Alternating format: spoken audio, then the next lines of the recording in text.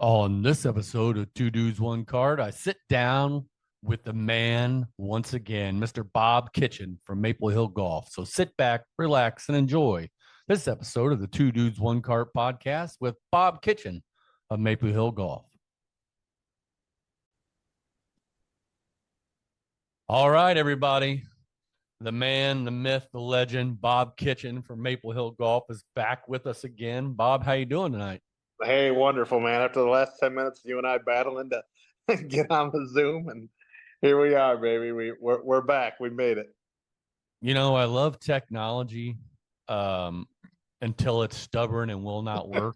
And then you're like, you want to toss something, but what you're going to toss is way too expensive to be tossing. Yeah, it's going to cost you more aggravation. So, yeah, I get it. Well, yeah, I appreciate you hanging in there. Just getting a new computer set up, and if there was a roadblock, we found every one of them. But here we are. Yeah. But if that's as bad as our day gets, we're doing pretty good, buddy. So, Bob, I've got a few interesting questions. Obviously, I have some of mine mixed in there. But I wanted to start out with, should the Players' Championship be a major? Oh, boy. Now you're talking about tradition, right? I don't see a problem with it personally. I mean, tradition's hard to get people to change, right? Like, it's really hard to get people to change. I witness that every single day. People are like, well, that's the way it's always been, So,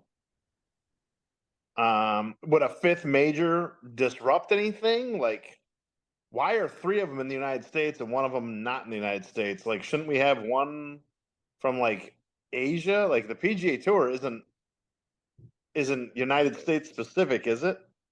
Like, it's no, and as far as history goes, it doesn't change a lot from the research I've done.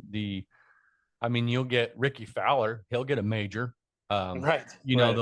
Jack's still going to get more. Tiger's going to get more. It's not going to get to where Tiger surpasses Jack anyway. Right.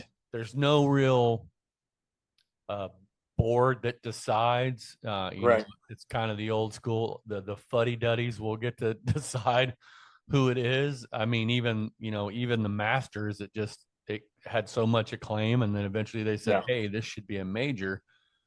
But when I look at the players and I look at the field, everybody wants to play it.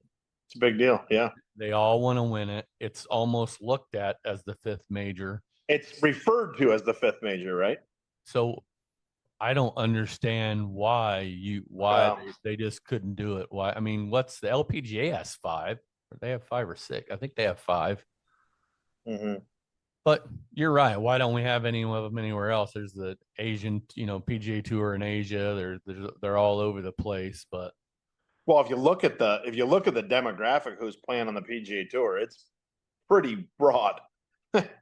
People are, when the tournament's held in the United States, they're usually cheering for the local guy or the American or whatever. But for the love of God, the stroke of golf is a very broad stroke. It's a lot of people and lots of countries. And there's a big Asian influence going on right now. We've got some guys that have kind of Middle Eastern looking skin and names. Great, beautiful. I think it's lovely. I think the ball doesn't know who you are, how tall you are, what color your skin is, nor does it care, nor does the hole.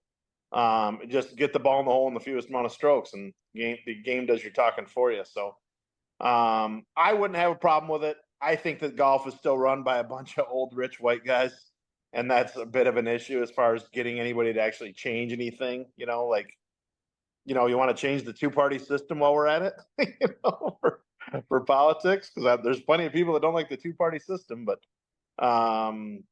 fifth major, I'd be for it. I think that if you can have, I don't think you should have one every month or every other month or something, but I think that the game has expanded, right? So the amount of people and the amount of really good players back in the day has expanded drastically. Yeah. But the amount of majors hasn't changed at all, not in years and years and years. So I think it's probably time, but changing those old guys' minds, man, and the traditionalists, and we've always got to, I don't know. I think you're swimming up a waterfall there, but doesn't mean that it won't ever happen, right? Well, I mean, we started somewhere. You used to just have the Open, Yeah. with the U.S. Open, and you had the British Open, Hmm. and then we've advanced from there. But it's not. I mean, the Players is played at a great venue. You get Strong everybody field. there. Yep. Yep. I don't see why not, but I think we do fall back a lot on so-called tradition, air quotes. This is Yep. this is the how things have been, but it's like, well, that's not how things always were. Yeah, So we exactly. we know how to move forward. We're just a little reluctant to move forward. Exactly right. Exactly. I don't know about these new fandangled hybrids. Well, Uh, they work better. Like they're not going anywhere. They work better. So it took it. We're slow to adopt, and we're slow to adopt, and I think that this will be one that we're slow to adopt too. But I could see it happening possibly while you and I are still alive. So it's possible. I'd be for it. Why not? I don't Yeah, because I don't. There's nothing else that's a clear cut fifth other than no, and that. I think that's a given. I mean, it's Mm, been God, I don't know how long they've been calling it the fifth major for forever, and I just don't know why mm, anybody hasn't pushed and said, "Hey." I thought maybe it would change history, but like I said, looking back, it really doesn't change a whole lot. You get some guys that actually get a major, but it really doesn't historically change much. yep. The sad part is you have some guys that have passed that won't get celebrated, but it'll show on their record.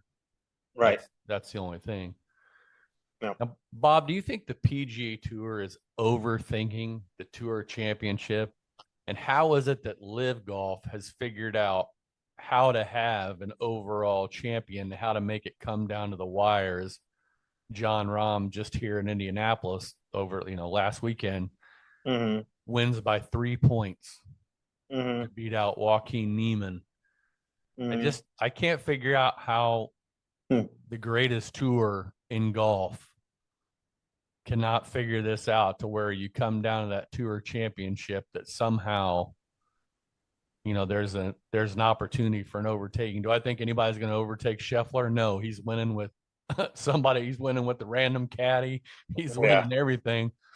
That guy's a freak, man. I watched him three putt 15 and then chip in on 17. And he mean, nobody wants to say the name Tiger Woods next to the name Scotty Scheffler, but I'm telling you, man, this guy's winning like at a very high clip, like at a very high clip. And we haven't seen this since Tiger. Like JT had some runs and Spieth had some runs and stuff, but this guy, and he's unflappable too. I don't think he's making some of the mistakes Tiger made, but his game is solid and is unflappable. Or not, I'm not saying he can carry it on as long as what Tiger did and the Right. millions of cuts that Tiger made in a row. Like what Tiger did was so good for so long. It's really hard to, if you didn't live through it, it's hard to remember and it's hard to explain it to someone. Like the guy dominated the undominatable sport, and Scheffler's kind of doing the same thing. But back to your question, I like the FedEx Cup like playoffs thing. I think it's fun. I think people get eliminated. I know Ricky just got eliminated, and I'm not even exactly sure how it all works, but um, I think it's fun. I think that it's better than nothing. It used to just end, Right. and everybody was Right. like, "Oh, okay, well, golf's done for the season." So the tour was like, "Well, how are we going to expand this?" So they came up with the FedEx Cup and did all that stuff. So it's better than nothing. Live, yeah, but like Joaquin Neiman, who cares about him? Like, no offense if he's listening to this, but like John Rahm, of course, huge name, went for the money. Don't blame him. But like I don't know if the system that Live has is better than what the PGA Tour has. That's debatable, but I don't mind the FedEx Cup. I really don't. And having the champion of the year from the FedEx Cup and all that kind of stuff, and the wins a ton of money, and FedEx just basically foots the bill for tons of that stuff. I don't mind it. I don't dislike it. It's better than what it used to be. Yeah. I mean, yeah, I get it. I like it myself. I just don't understand. Like, this is going to be the year where there's no strokes. So Scotty is not going to have a 10-stroke lead. So I'm not real sure exactly how they make it so it's a little bit confusing. Yeah. Um, and Scheffler is, he's like, I can't just roll out there and somebody else just beat me. I mean, he said, what if I have a hurt neck that week and yet I've won all these times throughout the year and then it's meaningless at the tour championship. So they've got to come up with a better point system. And myself, I kind of like, some guys, maybe they get a bye. Maybe there's, like a bye week in football, like Scheffler, like the top 10 gets a bye or whatever, or even Yeah, yeah. maybe there's a match play aspect to it because we've completely eliminated match play for the most part since the Dell match play is gone. But Yeah. I don't know. I just watched it. I mean, I know you don't watch Live, but Joaquin Neiman won on Live 5 times this year. But out of the 15 events, I mean, he had some bad ones, some 30, finished T33 and T23, but Rahm only finished outside the top 10 once and was runner up like 4 times. Right. And then turns around and beats him by 3 points in the finish at the end, which I just thought was, it's incredible. And I would love that. I would love that for the PGA Tour just because you do have more eyes on the PGA Tour to know it's coming down to the end like that when you have Rory's got, I think Rory's still like 1,000 points behind Scheffler. I don't know how you make that ground up, but right. I just think something has to change. And it seems odd we haven't figured it out. Well, Live is kind of it's financially driven. It's kind of the flashy thing, not the old traditional thing. And is it right or wrong, better or worse? I don't know. It's just different. I went right or wrong and better and worse. It's hard to, that's all someone's opinion. So they're doing their thing. PGA Tour is doing their thing. They both think that they're doing what's right, and they both are trying their best. And I think it just yields a better result. The thing about Live that's so hard to stomach for me personally is everybody that tees up in Live has already won. So who cares about like actually winning a tournament? Oh yeah, this guy just won $2 million to win a tournament. He's got 300 million for just signing up to play on the tour. So the competition, the competitive edge is gone. Why would anybody want to try anymore once you get on the Live Tour? You're so rich. Who cares? Well, this guy won a bunch of Live Tour events. Who cares? Literally, who cares? No one. So majors still matter, and the Live guys all come back and play in those events. But I mean, oh yeah, like Joaquin Newman, he won 5 events this year. Okay, so who are you going to tell that to? Nobody cares. You say, hey, I had 5 wins in the PGA Tour. That's a tough field. These guys are still hungry. They're out there trying. If you have 5 wins on a tour that nobody gives a rat's ass about, congratulations, you beat a bunch of rich guys that already have so much money. Nobody really cares. Whereas the other guys, the PGA, I'm not saying they're starving, but they're trying to make it still. I don't think most of them are completely financially secure.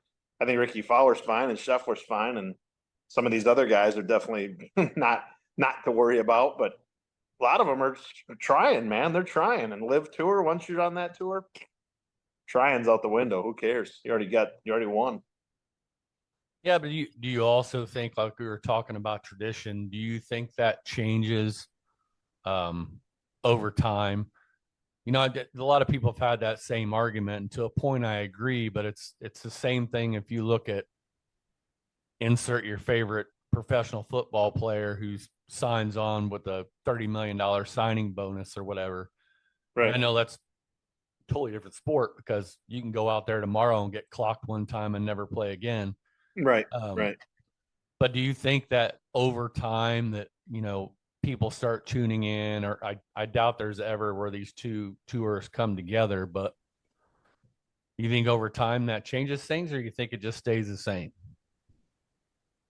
Oh boy. I mean, we're still, men are men, right? Men are competitive. Men have egos and they have testosterone and all the things that give you drive that might make you want to, you could be playing for $1, right? You want to club your buddy over the head to win that $1 because you just want that $1 and I got your $1. So I understand, there's definitely a competitive nature to it. There's no doubt about it. Now, are they still trying to win? Yeah, they're still trying to win. Are they breaking their back on the driving range for 5 days in a row so that they can get out there on Thursday and go low and try to, qualify on Thursday and Friday? And Liv doesn't even play on Thursday, right? They just play Friday, Saturday, Sunday. So, will it ever change? I don't know. I still, and I think we might have talked about this before. I can't stand that how much anybody gets paid is public knowledge. None of these guys work for the government. So if I'm Patrick Mahomes and I just signed this giant contract for $230 million, or if I'm A-Rob when he signed for $254 million with the Rangers, whatever that number was, some giant number like that. Why is that public knowledge? Plus, I want, as the guy who's in the stands watching A-Rod swing a bat, watching Mahomes throw a football, watching Tiger Woods swing a golf club, I want to see that guy perform as best as he possibly can. And once I know that guy just got paid $254 million by the Rangers to play baseball and swing a wooden bat around, it's like, dude, this guy's so rich. Why would he care? Why would he try? So I can't stand that they even make their pay public. That's a pet peeve of mine. You can probably tell. Right. Drives me absolutely crazy because these guys aren't public officials. They don't work for the government. Why is it anybody's business? It is nobody's business. So shut up. We don't need to know what anybody gets paid anymore. I think they do it so that the other guy can get paid more too. So like Mahomes signs for, 200 million. Then Jackson's agents like, well, Mahomes is older than Lamar Jackson is, and Lamar, he's going to play for the next 6 years and give him 220 million. I think they do it just to play off each other. But that would be, I wouldn't say public knowledge, but they'd find out like in their own little world. But making it public drives me crazy. I just want to see people compete at the highest level they can and give it their absolute all when you're paying to watch them. Right. Even if you're sitting on your couch watching the TV and watching golf on TV, you're kind of paying their salary. You're watching the commercials, and the commercials are, they're buying your time and buying your attention. So I just want to see them try as hard as they can. And will it ever change? I can't tell you, Steve. If I had somebody paid me $100 million to do my job, I can't say I'd go in tomorrow with the exact same drive that I had today because I don't have $100 million. So, I mean, I just can't say that. You win the lottery, do you just go back to work and just keep doing the same thing? I think most people would go, nah, probably not. So I don't blame them. Do you think that professional golf is really any slower? Do you think it takes any more time? And I looked this up, and the PGA Tour has never kept a lot, but they have started. So the average, or basically the median, is 4 hours and 46 minutes. That's this year. 5 minutes faster than 2024, and it's even faster than 2022. And I think that was by 8 minutes. Wow. And the only reason I bring this up is because you see all this stuff you hear all these announcers, oh, we got to find a way to speed up the game, blah, blah, blah. And I'm like, 4 hours and 46 minutes really isn't that long a time. And it makes me think that, do you think it's more due to the advertising when they're stopping? I mean, I don't understand why they think these take so long when that's their average. Yeah. That's the PGA Tour is reporting that. Well, I got two comments on that. One, I told you years ago I got to walk 18 holes with Tiger Woods and Lee Westwood, and I think it was on like a this was at Firestone, 5th or 6th holes, a par 3, I believe. There's bunkers in front of the green, and one of them hit in the bunker, and the rules official came over and said, "You're on the clock." And I was out of breath. I was like, we were humping it, man. We were moving fast, in my opinion. You could see the group ahead of us. They're right over there. And they got put on the clock for slow play. And I was like, my God, I thought these guys were borderline running around the golf course. Like, they hit, they move, they hit, they move. And this was Tiger and Westwood, right at the time. They were number 1 and number 2 in the world. And Tiger played pretty bad. Westwood played awful. But so that's one comment. Like, we moved pretty good. We moved pretty darn good. Now, that being said, these guys hit it so far that oftentimes they have to wait for par 4s, the green to clear, because the hole's 280 or 320, and they hit it that far, and they're going to kill someone if they hit a driver. Because they actually do hit it that straight. They're actually going to hit the guy at the green, as opposed to most amateurs have 1% chance. And then par fives, of course, are very, very reachable. So they've tried to change that. They've tried to change par fives into par fours to make sure that par stays at 70. We've talked about that before on your podcast too. So do I think that they're like a shot clock, like how they saved baseball? Because I actually like watching baseball now because it moves way better. Probably not a bad idea, and it needs to start at a much younger age. Like once you're on tour, you should already have that kind of built into you. Like move your butt just a little bit. My God, we're not out here all day. Like let's keep this thing moving. You can only be as fast as the lead group. If anybody happens to be slow and falling behind, like they've got to like tell the person you need to speed up or else we have to like do something serious about it. Like you're too slow. And if your pre-shot routine is so long, shorten it. So what all these pitchers do in baseball when they changed the pitch clock? Did they just quit playing baseball? No, they kept playing baseball, right? They just move your ass a little bit faster. That's all. Just make it go faster, whatever it takes. You don't have that much time anymore, so move it. And the batters like step out of the thing, slap their glove, the Velcro, do that 3 times. Like you can't do that anymore, dude. Keep it moving.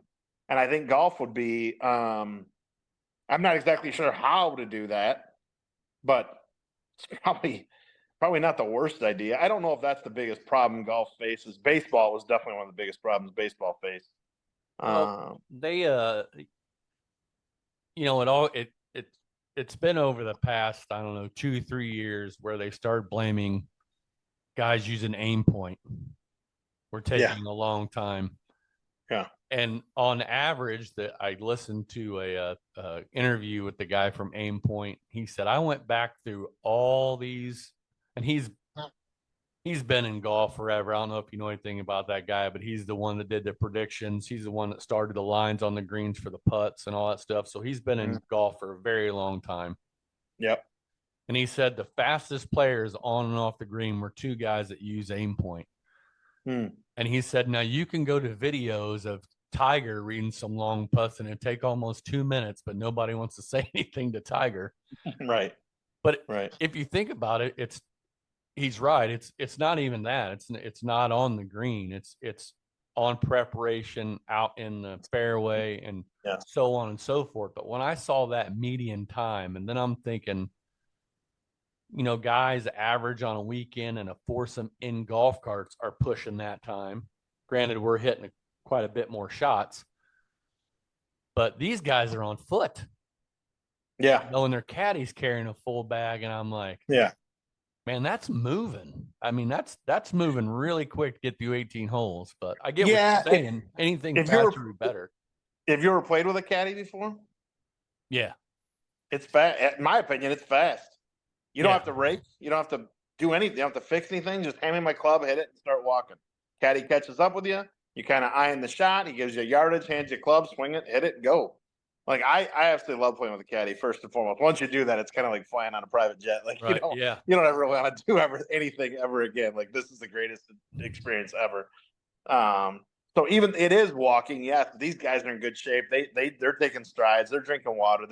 These guys, they move. I can tell you because I got to walk 2 or 3 different events now, and it's amazing how fast they move. In my opinion, hit, go. Caddy fix the divot.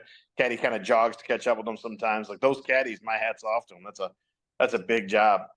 But I don't know if that's the biggest problem we have. But 446 to me personally seems kind of long. But it's also made for TV, right? So they plan it to start at X and finish at Y. So if that's what they're allotting, I guess who cares? Yeah, no, I get it. I just thought for myself and looking at it and the yardages, they're playing upwards, over 7,000 yard golf courses. And that's just a lot of ground to cover. I thought that seemed fairly quick for what's going on and the amount of players that are playing.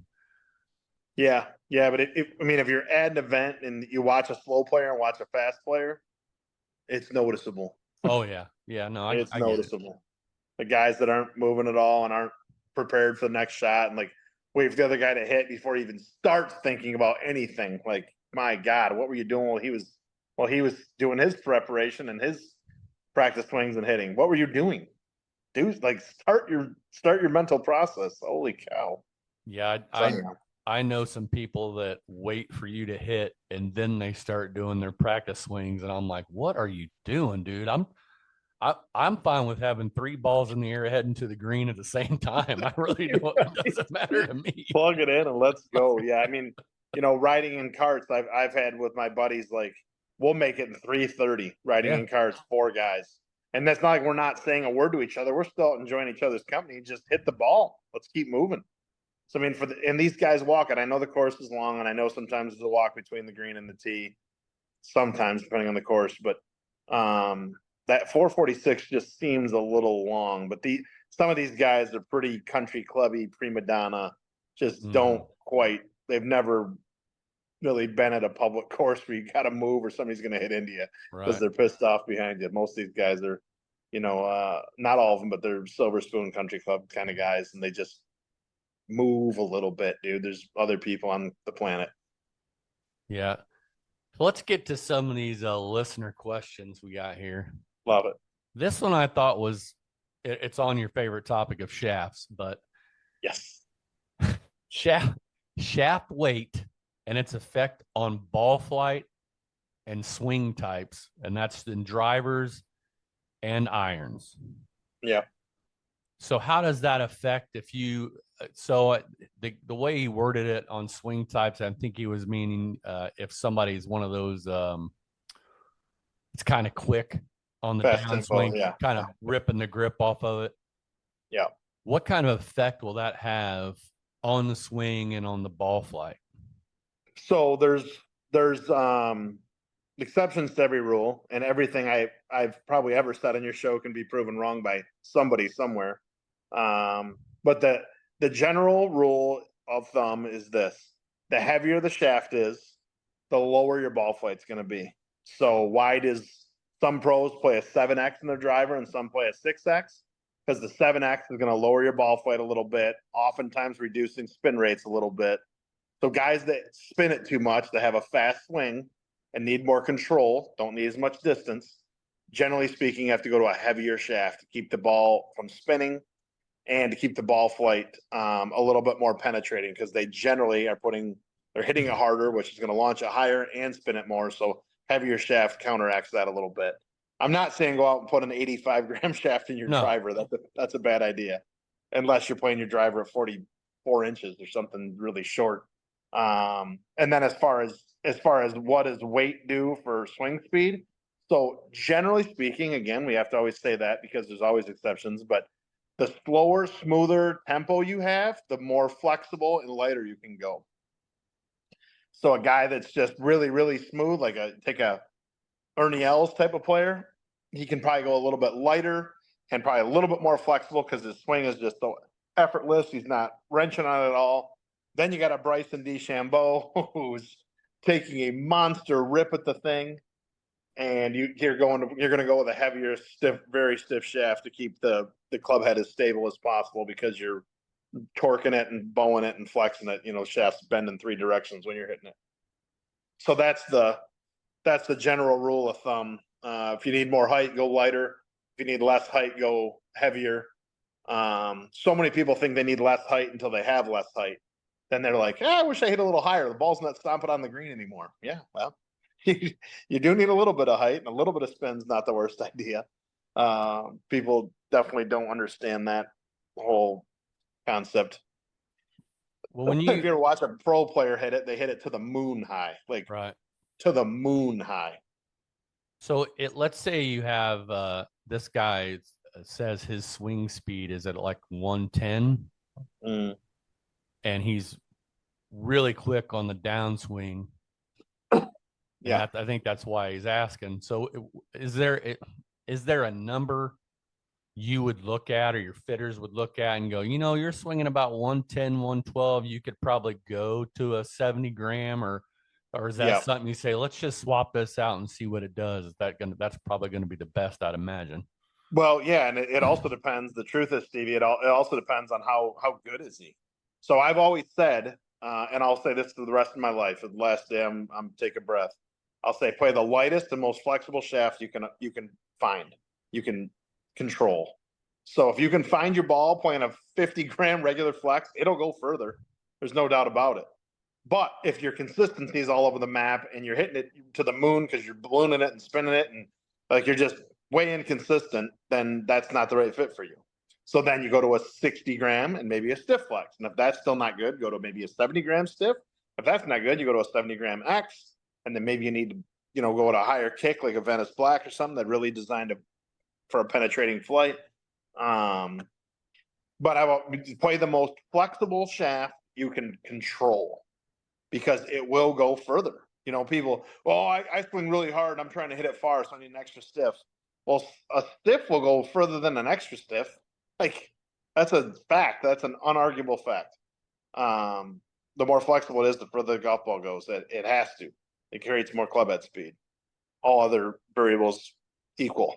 So if the guy's good and he's got a 110 club head speed, let me see what he can do with a 6 stiff. If his 6 stiff, if the launch numbers are right, we're putting him in that.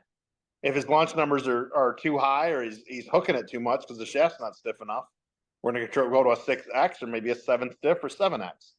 So you have to know, just assuming that my swing speed's 110, so I have to have a 70-gram extra stiff. Prove it. That's always my statement is prove it, and so I know that we're very fortunate because we've got demo clubs and everything, and you can go try everything. And we've got TrackMans in our store. We've got 4 simulators and 2 TrackMan bays. So we're very fortunate in people that shop at my store. But if you don't have a place you can demo them, I don't really know what to tell you. Try to find a demo day or try to find a fitter that knows what they're doing. And people in Grand Rapids, Michigan, are very fortunate. But I know that that's not always the case. Depending on where people live, but heavier, lower ball flight, stiffer shaft, the ball will go further right. So most people block it or lose it to the right because they play a shaft that's too stiff for them. One of my buddies from Ohio, I just got him into regular flex. He listened to my other podcast and and this podcast, he listened to it also, as a matter of fact. And I said, play the most flexible shaft you can control. And he switched all of his clubs to regular flex and he's absolutely in love. He's like, I should have done this years ago. And the guy's good. And he just shot a 75. He can play. Well, and that's what I told this guy, Chris, if you're listening. That's what I told him. He was like, well, it says on their site. I'm like, man, there's nothing that says that if you swing 120 miles an hour that you should swing a Ventus Black. It's just not how it works. I said, no. I said, I'm not even going to say it to Bob until after he gets done because he loves talking about shafts. I said, but I will, I'll let it go and then I'll say something after. I said, I just don't, nothing like that. I wouldn't say it's all myth, but it's close. It all comes down to, it's just like everything else in golf. That's why it's customizable. That's why you get fitted and you can find all these different products because right. If not, everybody be playing auto flex or a Newton shaft, right? I mean, it's just how it is. Gobbledygook, hogwash crap. So, and I'll tell you this too, and I've said this before, that give me Sean Noose that works for me, or Richard, or Jeff Kiminati that used to work for us. Like, give me one of those guys with clubs that don't fit them over me with a perfect fit, and they're still going to kick the crap out of me because they just know how to make the golf ball work. So these guys, well, the guy, my pro said this, and my buddy that plays golf all the time, he said, your shaft is actually really too flexible and all this. Like, I've heard that so many times from so many people. Oh, my buddy's really good, so he knows. Okay, yeah, all right. So there's a billion experts out there and tons of bad information out there. So just go in open-minded, prove it to yourself, and accept the results, whatever it happens to be. If you need a regular flex, play a regular flex. There's no check your ego at the door. You're going to be all right. What do you think most golfers overthink when purchasing golf clubs? And you can do it on anything. Could be on, drivers. Pretty, everybody overthinks that, I think. And then I would say that A1 is bounce on ledges. It'd probably be A1. How many people come in and go, I don't know what bounce I should get. And I did the fitting online and it said this one. I'm like, okay, the fitting online. It's a good place to start. I'm not going to argue with that, but is it exactly what you need? Just tell me a little bit about yourself. Do you take a divot? Do you not? Like, what are you going to use it for? What's the, let's talk through it and let's figure it out. Shafts, everybody thinks there's a magic wand. There isn't. I don't know. People change drivers like they change their underwear. I mean, it's just incredible how many people I have that buy 5 drivers a year, Putters, this whole zero torque phenomenon is just incredible. Absolutely incredible. And then I guess golf ball would be another one that, it's not a club, but it's equipment. And for somebody to think that if Pro V1 wasn't made, if that golf ball never existed, if Titleist didn't exist, let's just say Acushnet's out of business. There is no such thing as Titleist. Do you think these guys' scores would be way worse? Nope. Not one stroke. Not one stroke. You know why, Steve? Because they're really good. Oh, and they can control the golf ball, and they know how to putt, and they know how to read greens, and they're just flat out really good. So if Titleist goes out of business tomorrow, and they're not gonna, they just play the TaylorMade or play the Callaway or play the Bridgestone or Strixon or whatever, Wilson, whatever the comparable golf ball is, and they'd shoot the exact same scores because they're good. They're really good. What do you think most golfers underthink when purchasing golf clubs? What do you think they should be more concerned about? That's a good question. That's your question, isn't it? Yeah. Yeah. I always nail you with one. You nailed me with that one. That's pretty good. What do they underthink? And a beginner golfer really just needs to focus on length of the golf club as much as anything. And then maybe possibly grip size, standard mid-size or jumbo or whatever, depending on their hand size or what their ball flight looks like. Those are just so important. If you get the length right and you're playing regular flex or stiff flex, if you're new, you ain't gonna be able to tell the difference. But if the length isn't right, you'll be able to tell the difference. If you're 6'3" and have short arms, and you probably need a +1/2 or +1 or something, just so your posture can be correct, so you can actually swing the golf club correctly. Because if you're not set up for success, you're kind of set up for failure, right? It's kind of one or the other. And then what do they underthink? What do they overthink is like these different shafts. So like a Modus 105 or Dynamic Gold 105. Like, which one should I get? I'm like, it's the same thing. It's just different. Ford and Chevy, right? Like we talked about before. They're both great cars. You can argue them forever. They both get you where you need to go. Right. So what do they underthink?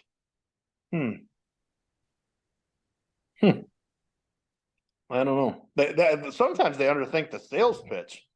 I've got a lot of customers that go to Club Champion, and the sales pitch from Club Champion, and like buying irons for $3,000 and drivers for $1,200. Like, does no bells or alarms are going off in your head at all that this seems a little high? Like, these prices don't seem outrageous to you? Like, really? You think it has to be this expensive? Did you look at anything before? Do you have the internet? Like, could you just Google it on your phone and see what these should cost? Like, man, oh man, some of that just astounds me. Like, you don't have to spend this much money, sir. You're an 18 handicap, for the love of God. I think a lot of that is just because they want to roll up Saturday with the boys at the first tee box, and everybody go, oh yeah, they go, oh yeah, I got fitted for everything, Club Champion last weekend or 3 weeks ago, and now my clubs are in. I can't wait. And then before you know it, they're dropping F-bombs in the middle of the fairway because they're just as bad with those clubs as they were with the ones they got rid of. Yeah, I used to be shooting 92, and now I'm shooting 91. Well, I did chip one in. Ask me how I know. Yeah, exactly. So, I mean, yeah, like everybody wants the quick fix, right? Like the only way to truly get skinny and stay skinny is change your diet and your exercise, right? Like, that's the only way to do it. And the only way to truly get better at golf isn't just going and getting an expensive fitting and paying for expensive golf clubs. You literally have to go to the driving range a lot you have to chip and putt a lot. Like that's really truly going to lower your scores. So how many people do really want to do that and really want to put in the work? Not as many as just want to go out and buy new clubs and hope to God that's the fix. And I'm in the business of selling golf clubs, so thank God there are enough people that do want to just go out and buy clubs. But it's just not that easy of a fix. Like you know, and some people have a pretty low ceiling, and like you're just not that athletic, sir. You're never going to shoot much better than 88. You're just not. You just don't have an athletic move at it. So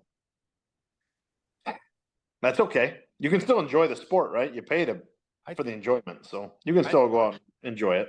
I think most people probably, which I thought you might say was going to be, I think they overthink what brand they're going to buy. And I think they underthink what works best for them. Yeah. I think we all do it. I mean, you've talked about it with wedges. Yeah. We don't want to look down and see the big chunky wedge, although we would probably be better with them, but it's just something about the eye test. Yep. Yeah. But I try to tell guys when they're first starting out, I'm like, dude, just get the club you hit the best and don't worry about the rest. Because when you come out here, as long as you don't let somebody get in your ear, you're going to play the best golf you can. And you're just not going to struggle because you're going to know you hit them well and you're going to play them well. And I think that's a huge, huge thing. Absolutely. And if you listen to, because no company I don't think is much smarter or better than Titleist. I talk about them quite a bit because I don't think anybody's quite as smart or as good at marketing as what they are. And they build it off of confidence. Mm-hmm. Confidence. You can trust Titleist. Number one, trusted ball in golf. And when you mentally think that you have the best golf ball, club, putter, driver, wedge in the world made and it's suited for you and it's a perfect fit, and when you put that golf ball on the tee on the first tee box, you're like, I'm going to destroy this golf course. And that confidence is huge. Mm-hmm. It's huge. And Titleist sells golf balls, but they kind of sell confidence. Right? So Titleist, number one ball in golf. Not most trusted on every tour on the planet. Okay, that's true. You know how many versions of Pro V1 are being played on tour? It's like 20 something. I know. Like if you look at the conforming list of of golf balls, there's like so many variations of Pro V1s that they literally change it 5% or 3% because this guy wants a little more spin or that guy wants a little less spin or whatever. So, like, yeah, Pro V1 is the number one ball on tour. Yeah, it is. And is it true? Yeah, it is. And are they all playing the ball that we're selling to anybody? Some are, but most of them aren't. But who cares? Confidence, trust, huge, huge things when it comes to that's the whole club champion thing. Like, they sell based upon you just got the best fitting. Your clubs are pured. We're leaving nothing to chance. You know, and it's a bunch of hogwash, but I'm so glad you brought that up because I've made a comment in the chat group I'm in about Bryson was playing the Pro V1X 3-dot. Yeah. And I said, I'm playing a Pro V1X 3-dot, 2 left dash, 1 right dash. And I still don't know where that son of a bitch is going. I'm like, exactly right. There's so many things. There's so many things out there. People, I don't know how many people realize that, but Titleist makes so many small batch golf balls that you can't get. It's the same thing with some of the clubs. You're yes, and you'll never be able to get the same brand, but you are not getting the same. And you'll never be able to get them. And the iron that TaylorMade sells called the P7 TW, I highly doubt those are the exact irons, exact specs that Tiger Woods has in his bag. Right. I'm pretty sure it's not. So yeah, you can get a club that says TW on it, and then if you're going to do that, I'd suggest having the exact same swing as him. If you have the exact same swing as him, why do you suck and he's so good? Like, you know, he reads greens better. You don't have the same swing as him. That's my point. So when people try to emulate or copy pros, I'm like, okay, like go ahead. You can chase that forever. Good luck, man. My first suggestion is quit your job and just start golfing every day. If you can afford to do that. That's what they did. They never really worked, very few of them. just worked on their game, and they came from, some of them struggled their way through, no question, but a lot of them, they just were in a good situation where they could just practice a ton and got really, really good. That's how they did it. This one, this was from a listener, and I've thought about this myself, so I can't wait to hear what you have to say. But this guy's a +2, and he is. Oh, gotta scroll down here. He is. I need six aside. He's a +2, and he's 53 years old. Oh, I can't read. Anyway, he's 53 years old, and he plays a kind of a cavity back iron. And what he wants to know is if he went and bought, and he lists a couple, a ZX5 or T200, and he got those weakened because he said he still hits the ball pretty good. He'd just like to have a little bit more forgiveness across the face. Yep. How would that affect if he plays on a kind of a damp course, because once he weakens that, he's going to get more bounce, correct? Technically, yes, but if you weaken it 1 degree, you're adding 1 degree of bounce. You can tell the difference. 1 degree of bounce. Well, but I think if he was at a T200 and he's playing, he doesn't even say what he's playing. Yeah, that'd be the first question. What are you using, sir? If you're playing, he's playing Titleist, so I'm assuming he's playing, AP2s or T100s, okay, whatever they are now. So that's going to be quite a bit to try to if you try to decrease to that same loft, right?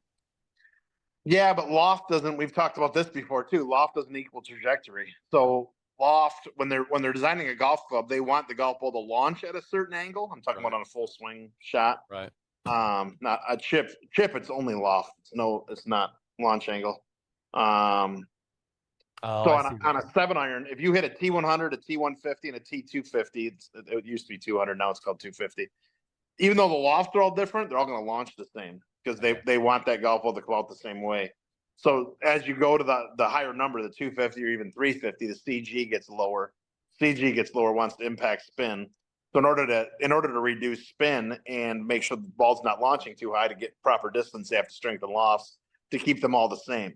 You get more ball speed off of a 250 or 350 because of a hollow construction golf club versus the T100 or T250, which is not a hollow construction golf club. It's half cavity, half kind of pocket on the bottom. So if he went, like, let's just say he's playing AP2s and he went to T250s, he's going to hit them probably even if the loft's lower, he's probably going to hit him, and the same, assuming same shaft, he's probably going to hit him slightly higher and slightly further.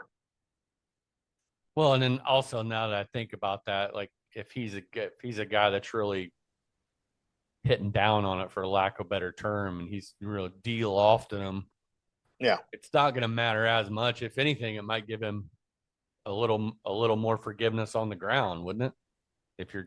If he's a divot taker, yes. Right, yeah, if he hasn't bent, I never recommend bending lofts of golf clubs until you've proven you don't like what it is. A lot of people want to go, oh, you need 1 degree weak. Okay, well, that's a huge difference.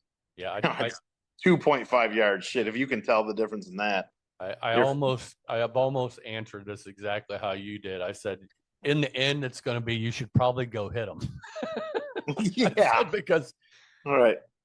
I told him, I said, there's a lot of things at play, and I said, I've thought the same thing before, but I said, I think by the time it's all said and done, if you just stick with what the manufacturer's already put together, because they spent so much time putting that together, and you're just going to take the more distance, maybe you don't have to swing as hard at a certain distance. Is a little bit smoother. Yes. Your dispersion's going to be tighter. There's a whole lot of good in there than they're less bad. And then if you have that club and you hit one fat, you're probably going to hit the same distance as your old club. You know what I mean? It's going to spring off the face. Yeah. You're probably going to be better off for it. Yeah. If you did happen to bend the loft up and you added bounce to the golf club, you'd actually have more of a tendency to blade it. But we're talking about 1 degree, dude. Right. Yeah. Right. If a guy has a Vokey 56 12D or a 56 12D and he bends it to 56 or 55 11, he might be able to tell the 2.5 yards it's going further, or maybe it's going slightly lower. But if he can tell the difference in an 11-degree bounce and a 12-degree bounce, let's put him on tour. Like Yeah. you're better than 99. I don't know. I don't know if a PGA Tour pro could tell the difference between an 11-degree bounce and a 12-degree bounce. He can tell the difference between an 8 and a 12. I'm sure of that. It's 4 degrees. It's a lot. But at 11 and 12, kind of splitting hairs, dude. It's 1 degree out of 90. It's almost nothing. Yeah, I told him the story. A guy told me that he was on the practice area and a guy was out there chipping and starts talking to a manufacturer rep. And the guy goes, let me take a look at it. He goes up in the truck and he said clearly the guy was just hammering on a table doing some stuff, comes out and hands him the club. And the guy's like, oh, yeah, this is much better. And the guy's walking back and he's like, I didn't fucking do none of that club. Exactly. Exactly. I never even touched the thing. I just made it, and there's back to your confidence, right? Like, I'm teeing up a Pro V1. This is the best golf ball made. I'm going to kill everybody today. Like, it's in your head, right?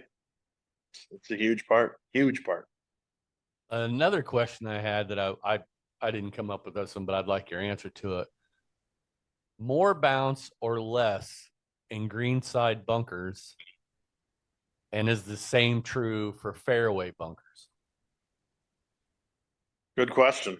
Let's start with greenside bunkers. So if the grass is, or if the sand is really, really fluffy and you're going to cut through it very, very easily, a little more bounce isn't the worst idea, especially depending on the loft. How much you need to open the face. So I only play a 50 and 56 personally. That's all I use. My 56 is a Cleveland 5610 mid. And so when I take that face and open that loft way up, I'm adding bounce, right? Right. So I play at Railside primarily, my country club down the street here, and the sand is pretty good. So I can get underneath it and move the sand. So going to a 10-degree bounce and adding some loft, because I always open the face when I'm hitting a greenside bunker shot. You want to. So if the sand is fluffy, more bounce is okay. And it depends on how much you're opening the face. You got to be a little bit cognitive of that. If the sand is real firm, like there's a lot of places where it's more dirt than sand. Yep. You need to go to a lower bounce. Okay. Because it's so damn hard. Now, fairway bunkers, I've hit fairway woods, hybrids, irons, all out of them. Like, I really have. It's very lip dependent. Yeah, lip dependent. If the sand trap's dead flat, if it's on a slight uphill or downhill, or if you're hitting it 70 yards, or if you're trying to hit it, 180 yards. Right. But basically, fairway bunkers, you want to hit the ball first without blading it, hopefully. Right. So you're basically taking bounce off the golf club, trying to hit it with your hand slightly in front of the ball at impact, like you should. And so I guess bounce doesn't come into play too much on a fairway shot, because you should be hitting the ball in the sand at the exact same time. Yeah, I know all those things. Trying to throw the ball. I know all those things, but I never do them. Greenside, I can't stand fairway bunk. Now, if I'm way out where I can mash a wood out of a bunker like nobody's business. But when you're trying to hit like a 6-iron out of there and you barely touch the sand first, you're like, oh, that's a great 40-yard shot. Yeah, and you're trying to hit it 160. Yeah. So all I ever tell people is, out of the sand, make sure that you keep your hands in front and try to play the ball forward in your stance a little bit. It seems a little awkward, but you want to hit it on the upslope. If your hands are in front, they'll actually have a better chance of hitting the ball first. But if it's forward in your stance, it'll actually launch a little bit. So it's a little different animal, but that's my advice as far as hitting out of the sand goes. Fairway bunkers. All right, I got 2 more questions. Fire. What is your favorite shot on the golf course? If you picked one shot, what shot would it be? Boy, oh boy. I love putting when you got to have a little bit of imagination to it, like on a longer putt, maybe a double breaker, maybe it falls off a cliff. Like I played in an outing on Wednesday with my buddy, and I had a downhill left to righter that was probably 45 feet. It probably broke 5 to 6 feet, depending on speed. and I drained that son of a bitch, and it was so much fun. Just thinking about where you got to hit it and trying to hit it the right speed and all those things. I really enjoy that. I also enjoy a kind of challenging chip, but hopefully one you can actually have a chance of getting the ball close to the hole. Like that chip in. Did you see Scheffler's chip in on 17? Yes. That was ridiculous, dude. Like that to me, like you can go out there and bang 300-yard, 320-yard drives all day long. Lots of people can do that. Not many people can do what Scheffler did on 17. That was, and there was a kid named Ben Griffin, I think his name was. Did you see him make that long putt Yeah. a couple groups ahead of him? Same hole, downhill slider, just going a million miles an hour. It was almost nothing's as good as Tigers when it fell into the hole at Augusta, but it was. I mean, that's impressive, dude. If you know, that's impressive. So my hat was up. I was like, my God, there's probably like a couple people in the world that could have pulled that off under that pressure and on the hard 222-yard par three with the pin sticking out in the water. Like, are you kidding me? He made chips it in for a deuce to basically put the tournament away, right? Up two with one to play. It's pretty much over. It was unreal. So, putts, chips. I've always been a finesse player though, and I appreciate people that have a really good short game because just you could drive it great all day and still score terrible. I've done it. Well, I also want to tell you before I get this next question. After our last podcast, we were talking about the Rory shot where he hit his ball and the other ball shot up behind it. Oh yeah, that was. So I was playing at a links course, hit a ball and it rolled down. It kind of got hung on the edge, almost into the bunker. So I kind of had 1 foot in, 1 foot out, and I hit my shot. And I'm not even kidding, had a Callaway Hex Chrome golf ball underneath it. So I hit my ball. My buddy's like, "What's that?" And another ball came right up and landed in the bunker. It was buried in the lip. Wow. I can't wait to tell Bob about that. My dad one time lost his ball hitting into a sand trap, watched it fly in, watched the ball hit the lip, dug around for it for 60 seconds, like gave up. He's like, I have no idea. It's gone. It buried, maybe fell down. Who knows? But he looked for it for like a minute. And couldn't find it. So it definitely happens. It happens. I hate that. I cannot stand that when you see the ball and you can't find it. Nothing worse. Okay. What about overthinking and underestimating on the golf course for amateurs? Ooh. Overestimating and underthinking? Yep. Overestimating how good they are or how far they can hit it. The amount of people I play with a lot of different people, right? I play with lots of different people. I played in like 6 outings in the last 2 weeks. Like it's outing season though, right? And at least in Michigan it is. So the amount of people I play with that consistently under club is just astounding. Dude, how far do you hit your 7 iron? I hit about 160. You will literally hit it 160 1 out of 20 times. Right. And the other ones are going to go 145 to 150 at the most because you just don't hit it that clean. So they're what they think that their average is what their absolute best shot is. If you absolutely pure 7 iron, you can probably hit it 160. So stop hitting it short. For the love of God, go up 1 club, swallow your pride a little bit. And how many times in a row do you have to hit it short? How many times in a row do you have to do it before you stop doing it? A lot. Me personally, I'm like, yeah, a lot apparently. Apparently it's maybe forever. And like me, I watch what I did and I go, okay, that was a mistake. I was 136 out. I didn't hit my 8 iron just right.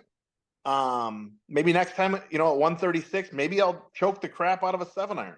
Even though that's my 150 club, maybe I'll just choke it way down and just move the 7 iron, depending on if it's uphill or downhill or what the wind's doing. Swallow my pride, but the ball, at least I can get the ball to the hole. Not being able to get the ball to the hole, or only way it's going to get to the hole is by absolutely puring it, is a bad way to play golf. It's just not a smart way to play golf. So that's the underestimation. What was the other part of that? What do you think they overthink? Oh, overthink. Their swing, tee shots in particular, but I think they also underestimate like break on a green. The amount of people I watch miss low side is just astounding. And I told my kids, my oldest son, I played with him last week, and I just said, the next 6 holes, I don't want to see you miss one putt on the low side, not one. No more putts low. So miss it. I don't care if you miss it a foot left. You know, if it's putt's breaking right. I don't care if you miss it a foot left. Just stop it, missing it to the right. And my son's really, really smart, so he got the picture, and he did a much better job. I think he even made 1 or 2 coming down the stretch and got the ball rolling a little bit, because like enough. I don't want to watch it anymore. Just hit the ball higher. That is a universal problem. It is. I was that same guy I was talking about with Aim Point. He said he doesn't know. They don't exactly know what it is, if it's just the way you visually see contours, but he said there's not many people in the world that ever get that right. It's always more than what you think. Yes. And he said, and then the opposite can be true, because once you know that, then people are actually, then they overread it. It's hard. He said, that's how I started working on Aim Point, was to figure that out and try to come up with using my body to tell me how much the slope was. But I didn't realize it was that bad. And it's the same thing when he asked a group of people about uphill and downhill putts. So which one's going to get to the hole faster? And obviously they all said downhill. And he goes, okay, watch this. And he hits a putt that took 18 seconds to get to the hole. And then he goes and hits an uphill putt, and he gets there in like 3. Right. He said, just because it's faster downhill, you got to hit it harder uphill. There's a lot of things that, and that's why I think putting's so fun and so tricky. It's the fact that it's gambling. Right. It's gambling on, how much it's going to break. You can get so close, but it's all speed dependent, it's all pace. Yeah, exactly. And it's not sexy to talk about putting. When Tiger was dominating, and even Scheffler, like he's pretty much dominating right now, like you can sit there and talk about all the great shots that they hit, and this guy hit this drive and he stiffed this iron and all those things. Well, you're nothing if you can't putt. You're nothing. You're absolutely nothing. The only reason Tiger Woods won all those events is because he out-putted everybody consistently for 4 days in a row for multiple weeks on end and tons of tournaments. That's why Tiger Woods beat everyone. He out-putted them. So does that mean he was number 1 in putting? No. He was probably number 1 in either proximity to the hole, or maybe putting, or saves, or chipping it close, like up and downs or whatever. So because it's a combination of all that. But if you can't make a 7-footer to 12-footer consistently, you're never going to win. You're just never going to win.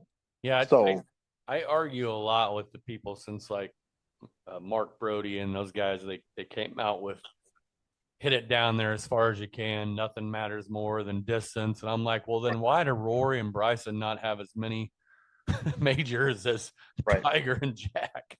Right. And Bubba Watson, right? And John Daly, right? Like John Daly changed the game of golf, right? He did. He was, you were around for John Daly. You remember what it was like. He was the first person that really, really made the long ball sexy and cool, right? And then here comes Bubba Watson, right? And Bubba Watson blew it by Daly. Just mashed the golf ball. Nobody hit it like him. Now everybody hits it like those guys. Like everybody hits it like those guys. So yeah, hitting it far certainly helps. But if that was the only circumstance, then the longest hitter would win every week, and they don't, because you got to get the ball in the hole. You got to have a short game. So it's certainly not sexy, and it's not fun to talk about. But it's the truth isn't fun to talk about sometimes. That's right. People want to talk about drivers and shaft flexes and all those things. But well, Bob, I think we can wrap it up. And as always, I really appreciate you taking the time every month to sit down and talk with us and answer the questions that I get sent. And we got through some pretty good ones. There's still some other ones that I could put on here, but I'm saving those for next time. Yeah, though. Well, good Lord willing, there'll be a next time, my friend. You got your computer working, and we can hear each other, so that's good. Yeah, now I just got to clean up the mess I created throwing all this stuff together so my wife doesn't kill me. But other than that, we're my phone right through this window. Yeah. I was right there with you. Trust me. Yeah. So everybody, remember, always check out Bob's podcast, The Hill Unscripted. Order all your clubs from Maple Hill Golf, for God's sake. Save yourself some money. And Bob, as always, I appreciate you, sir, and you have a great rest of your day. My pleasure, my friend, and thank you once again for having me on. I love being on your podcast, buddy. It's a lot of fun. I'll talk to you later. See you, brother.